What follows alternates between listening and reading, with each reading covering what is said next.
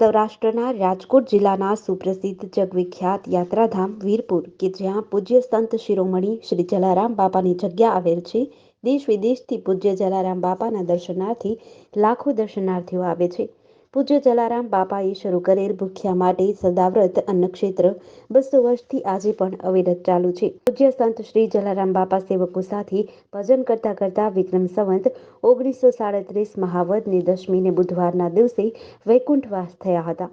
ત્યારથી ગુજરાતી માસ મુજબ મહાવદની દશમીના દિવસે પૂજ્ય જલારામ બાપાનું નિર્વાણ દિન એટલે કે પૂજ્ય બાપાની પુણ્યતિથિ ઉજવવામાં આવે છે.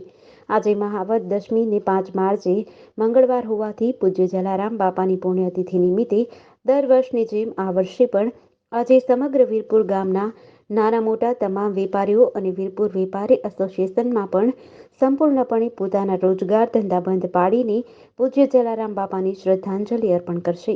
વીરપુર આવતા ભાવિકો યાત્રાળુઓ માટે પૂજ્ય જલારામ બાપાની જગ્યા અને અન્ય ક્ષેત્ર તેમજ પૂજ્ય જલારામ બાપાના દર્શન રાબેતા સમય મુજબ ખુલ્લા રહેશે. પૂજ્ય જલારામ બાપાના પરિવારજનો તેમજ જગ્યાના ગાદીપતિ પૂજ્ય રઘુરામ બાપા દ્વારા પૂજ્ય જલારામ બાપાની ખાસ પૂજા અર્ચના કરવામાં આવશે. તેમજ વીરપુર આવતા ભાવિક ભક્તોને અન્ય ક્ષેત્રમાં મહાપ્રસાદ આપવામાં આવશે. સંત શિરોમણી જલારામ બાપાની આજે 143મી પુણ્યતિથિ નિમિત્તે વીરપુરના તમામ નાના મોટા વેપારીઓએ પોતાના ધંધા રોજગાર બંધ રાખીને સંત શિરોમણી જલારામ બાપાની ભાવવંદના કરી અને શ્રદ્ધાંજલિ આપી રહ્યા છે.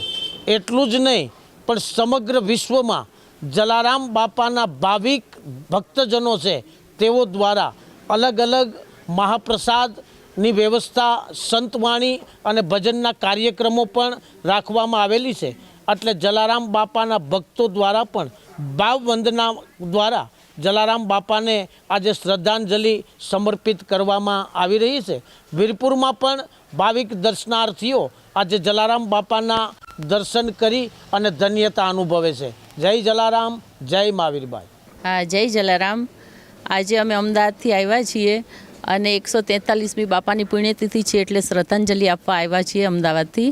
આજે આખું વીરપુર બંધ છે પણ દર્શન તો બાપાના થાય છે એટલે અમે દર્શન કરીને નીકળીએ છીએ. હવે બાપાના દર્શન કરીને ખૂબ ધન્યતા અનુભવી અને બાપાના પરચા બી મને તો ખૂબ જ છે અને હું તો વારે વારે વીરપુર આવું જ છું દર્શન કરવા. GDC ન્યૂઝ સાથે સુરેશ ભાલિયા, જેતપુર.